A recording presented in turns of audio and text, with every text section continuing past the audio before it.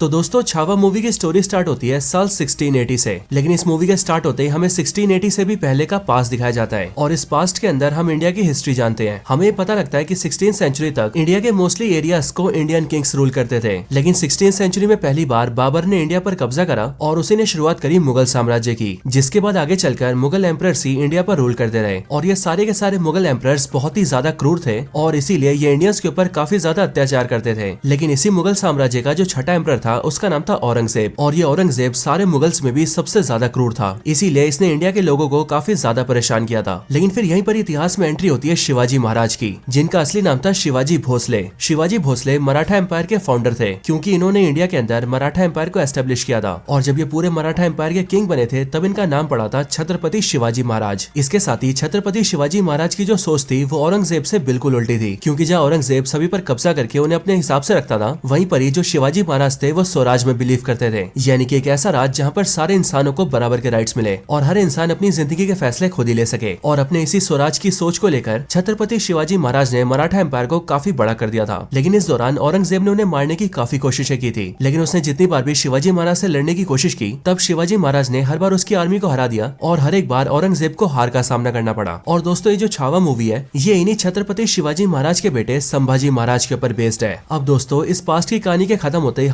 आज की मौत हो चुकी है और ये बात जैसी औरंगजेब के दरबार में आती है वैसे इस बात को सुनकर सारे दरबार के लोग काफी खुश होते हैं और साथ ही जो औरंगजेब होता है वो इस बात से खुश होकर सबको पार्टी भी देता है। लेकिन अब इसके बाद ही सीन शिफ्ट होता है और हम सीधा मध्य प्रदेश के एक शहर बुरहानपुर को देखते हैं। इस बुरहानपुर में हम ये देखते हैं कि यहाँ पर मुगल साम्राज्य के काफी सारे सोल्जर्स होते हैं। साथ ही साथ हमें ये भी पता लगता है कि ये बुरहानपुर औरंगजेब का सबसे फेवरेट शहर है। अब इस बुरहानपुर के किले के अंदर जितने भी सारे सोल्जर्स होते हैं वो भी यहाँ पर शिवाजी महाराज की मौत की खबर सुन के काफी खुश होते हैं, बट ये लोग अचानक से इस बात को फील करते हैं कि मराठा एम्पायर के कई सारे सोल्जर्स उन पर अटैक करने आ रहे हैं। इस बात को जानते ही सारे सोल्जर्स जल्दी से तैयार होते हैं और अपने वेपन्स को लेकर किले के बाहर आ जाते हैं ताकि वो मराठा एम्पायर के सोल्जर्स का सामना कर सकें। लेकिन जब मराठा एम्पायर के सोल्जर्स पास आते हैं तब मुगल एम्पायर के सोल्जर्स ये देखते हैं कि उनके सामने मराठा एम्पायर का कोई सोल्जर नहीं है बल्कि सिर्फ और सिर्फ घोड़े हैं। और ऐसा इसीलिए दोस्तों क्योंकि मराठा एम्पायर के सोल्जर्स ने उनके सामने घोड़े छोड़ दिए थे ताकि सभी का ध्यान घोड़ों पर जाए। और इतने में हम ये देखते हैं कि मराठा एम्पायर के सोल्जर्स अगल बगल के रास्तों से किले के अंदर एंटर हो जाते हैं और देखते देखते मुगल सोल्जर्स के ऊपर अटैक कर देते हैं। इसके बाद ही सभी सोल्जर्स की फाइट स्टार्ट होती है, लेकिन फिर वहाँ पर जितने भी मराठा एम्पायर के सोल्जर्स होते हैं उनके बीच से एंट्री होती है छावा की, यानी कि शिवाजी महाराज के बेटे संभाजी महाराज की। और जैसा कि आप सब जानते हैं कि संभाजी महाराज को विक्की कौशल ने प्ले किया है। यहाँ पर हम ये देखते हैं कि संभाजी महाराज के साथ काफी कम सोल्जर्स होते हैं, लेकिन तब भी वो लोग देखते ही देखते मुगल सोल्जर्स को पेलने लगते हैं। और यहाँ पर मुगल सोल्जर्स का जो लीडर होता है उसका सामना सीधा संभाजी से होता है, लेकिन वो इस लड़ाई के अंदर एक ट्रैप को यूज करता है और संभाजी महाराज को नीचे के एक तहखाने में गिरा देता है। और जब संभाजी उस तहखाने में गिरता है तब वो देखता है कि वहाँ पर एक शेर है जो कि देखते देखते संभाजी पर अटैक कर देता है। लेकिन दोस्तों यहाँ पर हम संभाजी की पावर्स और उसकी ब्रेवरी देखते हैं और हमें पता लगता है कि संभाजी महाराज देखते देखते उस शेर को ढेर कर देता है। लेकिन जब आखिर में वो शेर नहीं मानता तब संभाजी अपने दोनों हाथों से उसके दांत पकड़ता है और अपनी हाथों की ताकत से उसका मुंह चीर देता है और फिर उस शेर को मारकर संभाजी बाहर निकलता है एंड देन वो वहाँ के सारे मुगल सोल्जर्स को बीट कर देता है। और फिर इन सब के बाद संभाजी वहाँ के सोल्जर्स के लीडर को घुटनों पर लाता है और उसे जिंदा छोड़कर उससे कहता है कि जब औरंगजेब यहाँ पर आए तो तब तुम उसे बता देना कि ये सारा काम शिवाजी के बेटे संभाजी ने किया है। और औरंगजेब ये जरा भी ना सोचे कि शिवाजी के मरने के बाद मराठा एम्पायर कमजोर हुआ है, बल्कि बेशक से शिवाजी महाराज जो कि एक शेर थे वो मर गए हैं, लेकिन उन शेर का बेटा यानी कि छावा अभी भी जिंदा है और इस छावा के जिंदा रहते औरंगजेब कभी भी मराठा एम्पायर को हरा नहीं सकता है। और फिर ये सब करने के बाद ही संभाजी अपनी पूरी आर्मी लेकर वापस चला जाता है। इसके बाद औरंगजेब को जैसे इस बारे में पता लगता है वैसे वो जल्दी से बुरहानपुर आता है और यहाँ कर वो ये देखता है कि उसकी फेवरेट शहर को संभाजी महाराज और उसके सारे सोल्जर्स ने जहन्नुम बना दिया है। लेकिन ये सब देखकर औरंगजेब को बहुत ज्यादा गुस्सा आता है और इसीलिए वो अपनी आर्मी को ऑर्डर्स देता है कि वो सब लोग जल्दी से तैयारी करे और मराठा एम्पायर पर हमला करे और पूरे मराठा एम्पायर को बर्बाद करके वो लोग संभाजी महाराज को कैद कर लें और उसे मेरे पास लेकर आए। और फिर हम भी ये देखते हैं कि औरंगजेब के कहने पर उसकी आर्मी तैयारी करने लगती है और जल्दी से जल्दी मराठा एम्पायर की ओर निकल जाती है। अब दोस्तों इसके बाद ही सीन शिफ्ट होता है और हम सीधा मराठा एम्पायर को देखते हैं। मराठा एम्पायर के अंदर हम सीधा रायगढ़ के किले को देखते हैं जो किला महाराष्ट्र के अंदर है एंड इसी रायगढ़ किले के अंदर रहकर संभाजी महाराज पूरे मराठा एम्पायर को रूल करते हैं। इस रायगढ़ किले के अंदर संभाजी अपनी पूरी आर्मी के साथ लौटता है और फिर उसके यहाँ आने के बाद हम मराठा एम्पायर के कई सारे इंपॉर्टेंट कैरेक्टर्स को देखते हैं। यहाँ पर हम सबसे पहले संभाजी की वाइफ से मिलते हैं जिनका नाम होता है येसुबाई और इन्हें मूवी के अंदर प्ले किया है रश्मिका मंडाना ने। इसके साथ ही हम संभाजी महाराज की एक सौतेली माँ से भी मिलते हैं जिनका नाम सोयारा बाई होता है और साथ ही उनका एक 11 साल का बेटा भी होता है जिसका नाम राजा राम होता है और ये राजा राम संभाजी का सौतेला छोटा भाई होता है। बाकी इनके साथ भी हम कई सारे इंपॉर्टेंट कैरेक्टर से मिलते हैं जिनमें शामिल होते हैं मराठा एम्पायर के आर्मी चीफ सर सेनापति जिन्हें एक्टर आशुतोष राणा ने प्ले किया है और साथ ही साथ हम संभाजी के एक फ्रेंड से भी मिलते हैं जिनका नाम होता है कवि कलश और इस कवि कलश को प्ले किया है एक्टर विनीत विनीत कुमार सिंह ने। अब दोस्तों यहाँ पर हम ये देखते हैं कि छत्रपति शिवाजी महाराज की मौत की वजह से मराठा एम्पायर के लोगों को और सोल्जर्स को थोड़ा सा दुख तो होता है, लेकिन उन सभी को शिवाजी महाराज के बेटे संभाजी महाराज के नया राजा बनने की खुशी भी होती है। और इसी अगले सीन में हम ये देखते हैं कि मराठा एम्पायर के अंदर संभाजी महाराज का राज्याभिषेक किया जाता है और उन्हें मराठा एम्पायर का नया राजा बनाया जाता है, यानी कि मराठा एम्पायर का नया छत्रपति, जिसके बाद संभाजी कहलाते हैं छत्रपति संभाजी महाराज। अब दोस्तों यहाँ पर हम ये देखते हैं कि संभाजी का नया छत्रपति बनने की वजह से सभी लोग काफी खुश होते हैं, लेकिन संभाजी की जो सौतेली माँ होती है जिनका नाम सोयाराबाई होता है, वो उनके राजा बनने से बिल्कुल भी खुश नहीं होती है। और ऐसा इसीलिए क्योंकि उनका जो बेटा होता है जिसका नाम राजा राम होता है, वो उसे ही राजा बनते हुए देखना चाहती है। और इसलिए दोस्तों सोयाराबाई ये प्लान बनाती है कि वो संभाजी महाराज को मरवा देगी ताकि संभाजी के मरते ही उनका बेटा राजा बने। और इस काम के लिए हम ये देखते हैं कि मराठा एम्पायर के 5 सीनियर लेवल के मिनिस्टर्स इस काम में सोरायाबाई के साथ मिले होते हैं और इसलिए ये पांचों भी सोरायाबाई के साथ मिलकर संभाजी को मारने का प्लान बनाने लगते हैं। लेकिन अब इसके बाद सीन शिफ्ट होता है और हम संभाजी के वाइफ के 2 भाइयों से मिलते हैं, यानी कि संभाजी महाराज के सालों से। यहाँ पर संभाजी के जो ये दोनों साले होते हैं वो उनसे मिलकर कहते हैं कि वो शिवाजी महाराज और संभाजी महाराज के स्वराज की सोच से काफी खुश हैं, लेकिन असल में वो लोग ये चाहते हैं कि वो लोग जिस एरियाज के लीडर हैं उन्हें उस एरिया का पूरा कंट्रोल दे दिया जाए ताकि वो लोग उस एरिया को अपने हिसाब से चला सके। लेकिन दोस्तों हम ये देखते हैं कि जो संभाजी महाराज होते हैं वो ऐसा करने से मना कर देते हैं, और ऐसा इसीलिए क्योंकि अगर संभाजी ने उन्हें अपने इलाके को अपने हिसाब से चलाने को दे दिया तो इस चीज की डिमांड बाकी लोग भी करेंगे, एंड अगर ऐसा होता है तो स्वराज यानी कि लोगों का राज कभी नहीं आएगा। और इसीलिए स्वराज की खातिर संभाजी ऐसा करने से मना कर देते हैं। लेकिन दोस्तों हम ये देखते हैं कि संभाजी के मना करने की वजह से संभाजी के दोनों सालों को काफी गुस्सा आता है और वो मन ही मन संभाजी से जलने लगते हैं। लेकिन अब इसी टाइम पर हम दूसरी तरफ औरंगजेब को देखते हैं, जहाँ पर हमें पता लगता है कि औरंगजेब के कई सारे बच्चों में उसका एक बेटा था जिसका नाम था अकबर, और ये अकबर औरंगजेब को धोखा देकर राजा बनना चाहता था, जिसके लिए उसका प्लान था कि वो अपने फादर को मार दे और मुगल साम्राज्य का नया राजा बन जाए। लेकिन जब औरंगजेब को इस बारे में पता लग गया तब उसके बेटे अकबर की जान खतरे में आ गई और इसीलिए अकबर वहाँ से भाग गया और वो अपने कई सारे सैनिकों के साथ मिलकर मराठा एम्पायर में घुस गया। अब मराठा एम्पायर में आने के बाद ही जो अकबर होता है वो सीधा संभाजी को मिलने को बुलाता है और उनसे बातचीत करता है, और उनसे बात करके वो संभाजी से कहता है कि वो जानता है कि संभाजी का दुश्मन भी औरंगजेब ही है और साथ ही साथ वो भी अपने फादर औरंगजेब को मारना चाहता है, और इसीलिए उसका ये प्लान है कि वो और संभाजी साथ मिल जाए और वो लोग मिलकर औरंगजेब को खत्म कर दें। लेकिन दोस्तों हम ये देखते हैं कि संभाजी ऐसा करने से मना कर देता है और संभाजी अकबर से सिंपली ये बोलता है कि मराठा कभी भी मुगल का साथ नहीं देते क्योंकि कोई भी मुगल विश्वास के काबिल नहीं है, और फिर ये बोलकर संभाजी वहाँ से जाने लगता है। लेकिन फिर उसी टाइम पर अकबर संभाजी को एक रिटर्न पेपर दिखाता है और वो पेपर संभाजी को पढ़ने के लिए देता है, जिसके बाद जब संभाजी उस पेपर को पढ़ता है तब उसे ये पता लगता है कि उस पेपर का जो लेटर है वो उसकी सौतेली माँ सोयाराबाई ने लिखा है, और ये लेटर सोयाराबाई ने अकबर को भिजवाया होता है, और उस लेटर में ये लिखा होता है कि अकबर संभाजी को मारने में सोयाराबाई की मदद करे, और अगर अकबर संभाजी को मार देता है तो उसके बाद सोयाराबाई मुगल साम्राज्य का नया राजा अपने बेटे को बनाएगी, और जब उसका बेटा राजा राम नया राजा बन जाएगा तब अकबर को मुगल साम्राज्य का जितना हिस्सा चाहिए होगा वो उसे खुशी खुशी दे देगी। अब इन सारी बातों को पढ़ने के बाद ही संभाजी को बहुत बड़ा धक्का लगता है, और अब क्योंकि अकबर ने संभाजी को एक सच्चाई बताई होती है इसलिए संभाजी अकबर का साथ तो नहीं देता, लेकिन वो अकबर को एक वचन देता है और वो अकबर से कहता है कि वो जानता है कि औरंगजेब यानी कि उसका बाप उसके पीछे पड़ा है और अगर अकबर औरंगजेब के हाथ पड़ा तो वो उसे मार देगा। लेकिन संभाजी अकबर को ये वचन देता है कि जब तक वो मराठा एम्पायर की जमीन पर खड़ा है तब तक औरंगजेब उसका कुछ नहीं बिगाड़ सकता है, और अगर औरंगजेब या फिर उसकी आर्मी का कोई भी मेंबर उसे मारने आता है तो संभाजी खुद अकबर की प्रोटेक्शन करेगा। अब ये वचन देने के बाद ही संभाजी जल्दी से रायगढ़ अपने महल में आता है और फिर वो जल्दी से उन 5 आदमियों को ढूंढ लेता है जिन्होंने संभाजी को मारने के प्लान में सोयाराबाई का साथ दिया था, और उन 5 को ढूंढकर संभाजी उन 5 को हाथी से कुचलवा के मार देता है क्योंकि उन सब ने अपने राजा को मारने का प्लान बनाया था, जो कि एक बहुत ही बड़ा क्राइम होता है। लेकिन अगर बात करें सोयाराबाई की तो सोयाराबाई संभाजी की सौतेली माँ थी और संभाजी उनसे बहुत ज्यादा प्यार करता था और इसीलिए संभाजी उनसे कुछ नहीं कहता है। लेकिन जब सोयाराबाई अपने रूम में सो रही होती है तब संभाजी उनके पास जाता है और वो उनके पैर छूकर ये प्रे करता है कि उनकी माँ यानी कि सोयाराबाई अपनी लाइफ में जो भी चाहे उन्हें वो मिल जाए और भगवान उनकी सारी इच्छाओं को पूरा करे। लेकिन दोस्तों इसके बाद ही हम ये देखते हैं कि औरंगजेब ने मराठा एम्पायर पर अटैक करने के लिए अपनी जो लाखों की आर्मी भेजी थी वो देखते ही देखते मराठा एम्पायर तक पहुंच जाती है, और फिर मुगल एम्पायर के सारे सोल्जर्स मराठा एम्पायर में घुसकर वहाँ के सारे गाँव को डिस्ट्रॉय करने लगते हैं और सभी आम लोगों को जान से मार देते हैं। वो मर्दों को मारते हैं, औरतों को मारते हैं, बूढ़ों को मारते हैं और यहाँ तक कि सारे बच्चों को भी मारने लगते हैं। साथ ही साथ वो उनके घरों को लूट लेते हैं और लूट कर उन सबके घर को आग भी लगा देते हैं। और हम ये देखते हैं कि वो सारे मुगल सोल्जर्स देखते ही देखते मराठा एम्पायर के सारे गाँव को डिस्ट्रॉय करने लगते हैं। लेकिन अब इन सब के बारे में जैसे संभाजी को पता लगता है वैसे वो उन सारे मुगल सोल्जर्स को रोकने का और उन्हें हराने का प्लान बनाता है। लेकिन उन्हें ये पता लगता है कि जो मुगल एम्पायर के सोल्जर्स हैं उनकी संख्या लाखों में है और मराठा एम्पायर के सोल्जर्स सिर्फ और सिर्फ 25,000 हैं। लेकिन सिर्फ 25,000 होने के बाद भी मराठा एम्पायर के सारे सोल्जर्स उन लाखों सोल्जर्स से लड़ने के लिए तैयार होते हैं। लेकिन संभाजी सीधी लड़ाई से मना कर देता है क्योंकि वो ये जानता है कि सीधी लड़ाई में शायद से वो उन सारे मुगल सोल्जर्स को हरा तो देंगे बट ऐसा करने में मराठा एम्पायर के भी काफी सोल्जर्स मारे जाएंगे और संभाजी ऐसा नहीं चाहता था एंड इसके लिए वो ये डिसाइड करता है कि वो मुगल सोल्जर्स को हराने के लिए गुरिल्ला वॉरफेयर का यूज करेगा। अब दोस्तों ये जो गुरिल्ला वॉरफेयर होती है ये युद्ध का एक ऐसा तरीका होता है जिसमें दुश्मन से सामने से नहीं लड़ा जाता है बल्कि इसमें दुश्मन पर छुपकर वार किया जाता है और बिल्कुल तेजी से से दुश्मन को खत्म कर दिया जाता है। और दोस्तों मैं आपको बता दूं कि जो गुरेला वॉरफेयर है इसकी शुरुआत इंडिया में शिवाजी महाराज ने की थी और इसीलिए मराठा एम्पायर के सोल्जर्स गुरेला वॉरफेयर के बारे में काफी बढ़िया से जानते हैं। अब ये डिसाइड करने के बाद ही संभाजी और उनके मराठा एम्पायर के सारे सोल्जर्स मिलकर मुगल सोल्जर्स को घेर घेर के मारते हैं। मुगल सोल्जर्स अगर जंगल में होते हैं तो वो लोग जंगल में छुप के मारते हैं और अगर वो लोग पहाड़ों पर होते हैं तो मराठा एम्पायर के सोल्जर्स उन्हें पहाड़ों पे छुप छुप के मारते हैं और इस तरह से देखते देखते वो सारे मुगल सोल्जर्स को मारने लगते हैं। बढ़िया देखकर औरंगजेब और सारे सोल्जर्स भेजता है, लेकिन मराठा एम्पायर के सोल्जर्स उन्हें भी धीरे धीरे करके खत्म कर देते हैं और इस तरह से धीरे धीरे करके 8 साल बीत जाते हैं। यानी कि 8 सालों तक इसी तरह की लड़ाई चलती रहती है, लेकिन हर एक लड़ाई को मराठा एम्पायर के सोल्जर्स ही जीतते हैं। पर 8 सालों बाद औरंगजेब को ये पता लगता है कि इस तरीके से हार हार कर उसकी जो सोल्जर्स की आर्मी है वो आधी हो गई है। साथ ही साथ उसके खजाने का स्टॉक भी काफी कम हो गया है क्योंकि उसने लड़ने में अपना काफी सारा पैसा गवा दिया है। लेकिन जब इन सारी बातों से मुगल एम्पायर परेशान होता है कि अब उन्हें आगे क्या करना चाहिए, तब उसी टाइम पर उनके साथ अचानक से एक बड़ी अजीब सी घटना होती है और वो घटना ये होती है कि जो संभाजी के 2 साले होते हैं वो सीधा औरंगजेब से मिलने आते हैं। औरंगजेब से मिलकर संभाजी के दोनों साले उससे कहते हैं कि औरंगजेब की तरह ही वो लोग भी संभाजी को जान से मारना चाहते हैं और इसीलिए संभाजी को मारने में वो लोग औरंगजेब की हेल्प करेंगे। बस बदले में वो लोग ये चाहते हैं कि संभाजी को मारने के बाद मराठा एम्पायर के अंदर उनका जो एरिया है औरंगजेब उन्हें वो एरिया पूरी तरह से सौंप दे और आगे भी उनसे वो एरिया कभी ना छीने, ताकि वो दोनों अपने एरिया को अपने हिसाब से रूल कर सके। अब औरंगजेब इस प्रस्ताव को मान जाता है, जिसके बाद उन दोनों की डील हो जाती है और संभाजी के दोनों साले औरंगजेब से मिल जाते हैं। इधर दूसरी तरफ मराठा एम्पायर में हम ये देखते हैं कि मराठा एम्पायर के सोल्जर्स धीरे धीरे करके सारी वॉर्स को जीतते जा रहे थे और ऐसा कर करके उन्होंने औरंगजेब और मुगल एम्पायर को काफी कमजोर कर दिया था। अब इसके बाद मराठा एम्पायर के जितने भी एरिया लीडर्स थे उन सभी को संभाजी एक मीटिंग के लिए बुलाता है और ये मीटिंग रखी जाती है महाराष्ट्र के संगमेश्वर में। अब संगमेश्वर के अंदर ये मीटिंग इसीलिए रखी गई है ताकि संभाजी सभी के साथ मिलकर आगे की लड़ाइयों की स्ट्रेटेजी बना सके और स्ट्रेटेजी बनाकर मराठा एम्पायर की आर्मी को एक साथ किया जाए और एक साथ मिलकर औरंगजेब की मुगल एम्पायर पर अटैक किया जाए। और अगर मराठा एम्पायर ने ऐसा कर दिया तो फिर वो लोग औरंगजेब को जरूर हरा देंगे, जिसके बाद जाकर वो पूरे भारत देश को मुगल साम्राज्य से फ्री करा देंगे और फिर जाकर निर्माण होगा एक अखंड भारत का और फिर उस अखंड भारत में स्वराज की स्थापना होगी और इस तरह से संभाजी महाराज, शिवाजी महाराज और पूरे मराठा एम्पायर का सपना सच करेगा। अब इसी सोच को लेकर संभाजी रामेश्वरम में मीटिंग करता है और हम ये देखते हैं कि इस मीटिंग के अंदर 250 वॉरियर्स होते हैं, जिन सभी 250 वॉरियर्स को संभाजी पहले मोटिवेट करता है एंड देन सभी मिलकर अपनी बड़ी लड़ाई की स्ट्रेटेजी बनाते हैं। लेकिन अब इन सब के बाद रात होने पर वो लोग यहाँ पर सो जाते हैं और सबके सोने पर कुछ वॉरियर्स यहाँ पर पहरेदारी करते हैं। लेकिन जो लोग पहरेदारी कर रहे होते हैं वो लोग ये देखते हैं कि उनके सामने से मुगल एम्पायर की एक बड़ी सी आर्मी चलकर आ रही है, लेकिन जिस रास्ते से मुगल एम्पायर के सोल्जर्स आ रहे होते हैं उस रास्ते को देखकर वो लोग काफी दंग रह जाते हैं, क्योंकि वो रास्ता असल में एक सीक्रेट रूट होता है और इस रास्ते के बारे में सिर्फ मराठा एम्पायर के वॉरियर्स को ही पता होता है। लेकिन फिर कुछ टाइम बाद ही वो लोग ये देखते हैं कि वो सारे मुगल सोल्जर्स जो कि उनके तरफ आ रहे हैं उन सभी के साथ संभाजी के दोनों साले भी हैं और इसलिए उन दोनों को वहाँ पर देखकर वो सभी ये समझ जाते हैं कि संभाजी के दोनों सालों ने संभाजी और मराठा एम्पायर के साथ विश्वासघात किया है और वो दोनों औरंगजेब के साथ मिल गए हैं। और इसलिए ये बात जानते ही वो लोग जल्दी से संभाजी के पास जाते हैं और उन्हें ये सारी बात बताकर अलर्ट करते हैं और उनके साथ साथ वो सारे मराठा एम्पायर के वॉरियर्स को भी जगह देते हैं, जिसके बाद सबको सिचुएशन का पता लगता है। अब यहाँ संगमेश्वर के अंदर टोटल 250 मराठा वॉरियर्स होते हैं, लेकिन जो मुगल एम्पायर के सोल्जर्स उनके सामने से आ रहे होते हैं उनकी संख्या 5000 की होती है और इसीलिए उन सबको देखकर ये सारे मराठा वॉरियर्स संभाजी से कहते हैं कि वो जल्दी से जल्दी यहाँ से निकल जाएं और जल्दी से रायगढ़ जाएं, क्योंकि संभाजी मराठा एम्पायर के छत्रपति हैं और इसीलिए उनका सही सलामत रहना बहुत जरूरी है और इसलिए संभाजी को जल्दी से यहाँ से निकल जाना चाहिए। क्योंकि दोस्तों हम ये भी देखते हैं कि यहाँ पर जो 5000 के मुगल सोल्जर्स होते हैं उन सब के पास हर तरह के हथियार होते हैं और वहीं पर जो मराठा वॉरियर्स होते हैं उनके पास सिर्फ और सिर्फ उनकी एक तलवार होती है। लेकिन दोस्तों यहाँ पर हम ये देखते हैं कि संभाजी यहाँ से जाने से मना कर देता है और वो अपनी जगह एक दूसरे वॉरियर को रायगढ़ भेज देता है एंड उससे कहता है कि यहाँ पर जो भी हो रहा है उस बारे में वहाँ पर जाकर सबको बता दो। और उसको भेजने के बाद वो अपने सारे वॉरियर से कहता है कि शायद से आप सभी ये भूल रहे हैं कि मैं एक शेर का बेटा हूँ, मैं एक छावा हूँ और एक छावा कभी भी कुत्तों से नहीं डरता है और इसीलिए मैं यहाँ रहकर इन सबका सामना करूंगा। संभाजी की बात सुनकर सारे वॉरियर्स के अंदर जोश आ जाता है और इसीलिए वो सभी संभाजी के साथ मिलकर लड़ने के लिए पूरी तरह से तैयार हो जाते हैं। लेकिन फिर दोस्तों देखते देखते अटैक हो जाता है और मुगल सोल्जर्स जल्दी जल्दी करके संगमेश्वर के अंदर एंटर होने लगते हैं और फिर हम ये देखते हैं कि दोनों साइड के सोल्जर्स एक दूसरे को मारने लगते हैं। लेकिन अब क्योंकि दोस्तों मुगल सोल्जर्स 5000 होते हैं और मराठा सोल्जर्स सिर्फ 250, वो भी अनप्रिपेयर्ड, इसीलिए इस लड़ाई के अंदर मराठा वॉरियर्स की हार होने लगती है और हम ये देखते हैं कि मराठा वॉरियर्स धीरे धीरे करके मरने लगते हैं। इसके बाद कई घंटों की लड़ाई के बाद मराठा वॉरियर्स लगभग खत्म हो जाते हैं और अगर बचते हैं तो सिर्फ संभाजी और उनका एक दोस्त। लेकिन ये दोनों अभी भी बहादुरी से मुगल सोल्जर्स का सामना कर रहे होते हैं और मुगल का कोई भी सोल्जर संभाजी को छू भी नहीं पा रहा होता है। लेकिन यहाँ पर भी संभाजी के दोनों साले मुगल सोल्जर्स को ये बता देते हैं कि उन लोगों को संभाजी को हराने के लिए उनके हाथों को जकड़ना होगा। और फिर ये बात जानते ही जो मुगल सोल्जर्स होते हैं वो जल्दी से कई सारी चेन्स का इस्तेमाल करते हैं और चेन फेंक फेंक के संभाजी के दोनों हाथ और दोनों पैर को जकड़ लेते हैं। और फिर जब संभाजी चेनों की वजह से कुछ नहीं कर पाता तब मुगल सोल्जर्स देखते देखते संभाजी को तलवार से काटने लगते हैं और उसे पूरी तरह से लहूलुहान कर देते हैं। इसके बाद संभाजी को और उसके दोस्त कवि कलश दोनों को औरंगजेब के पास ले जाया जाता है, जहाँ पहुंचने के बाद ही औरंगजेब सबसे पहले कवि कलश को मरवा देता है और संभाजी को अपने सामने बंधवा उखड़वा देता है और फिर वो संभाजी से अपने सामने हार मानने के लिए कहता है। लेकिन संभाजी औरंगजेब से हार नहीं मानता है और इसीलिए औरंगजेब सबसे पहले संभाजी की बॉडी के सारे नाखून उखड़वा देता है। देन उसके बाद वो उनके दोनों आंखों में गर्म सरिया डालकर उनकी आंखें फुड़वा देता है और फिर इसके बाद वो उनकी जीभ भी काट देता है। और इसी तरह से औरंगजेब संभाजी के साथ सारे गलत काम करता है, लेकिन तब भी संभाजी औरंगजेब के सामने घुटने नहीं टेकता है। लेकिन कई दिनों तक इतना कुछ होने की वजह से संभाजी अपना देह त्याग कर देते हैं, यानी कि संभाजी की मृत्यु हो जाती है। पर अपने मरने तक भी वो औरंगजेब के सामने झुकते नहीं है। बाकी दोस्तों इसके बाद ही हम मराठा एम्पायर को देखते हैं, जहाँ पर हमें पता लगता है कि औरंगजेब ने अपने सारे सोल्जर्स का इस्तेमाल करके मराठा एम्पायर के रायगढ़ को पूरी तरह से घेर लिया था और इसी वजह से मराठा एम्पायर के वॉरियर्स संभाजी महाराज की मदद के लिए नहीं आ पाए थे। लेकिन जब संभाजी महाराज की मौत की खबर वहाँ पर पहुँचती है तब सबको बहुत ज्यादा दुख होता है। लेकिन फिर उसके बाद संभाजी के छोटे भाई राजा राम को नया छत्रपति बनाया जाता है। अब ये खबर जैसी औरंगजेब को पता लगती है, वैसी ये खबर जिसने औरंगजेब को सुनाई होती है, औरंगजेब उसे चाकू मार के जान से मार देता है और फिर वो संभाजी महाराज की लाश के सामने आकर कहता है कि मुझे शिवाजी से बहुत ज्यादा जलन है, क्योंकि शिवाजी के घर में तुम जैसे शेर ने जन्म लिया था। संभाजी काश तुम्हारे जैसा मेरा बेटा होता, क्योंकि अगर तुम्हारे जैसा मेरा बेटा होता तो वो मेरे लिए पूरी दुनिया को जीत लेता। और फिर दोस्तों हम ये देखते हैं कि इसके साथ ही ये छावा मूवी यहीं पर एंड हो जाती है।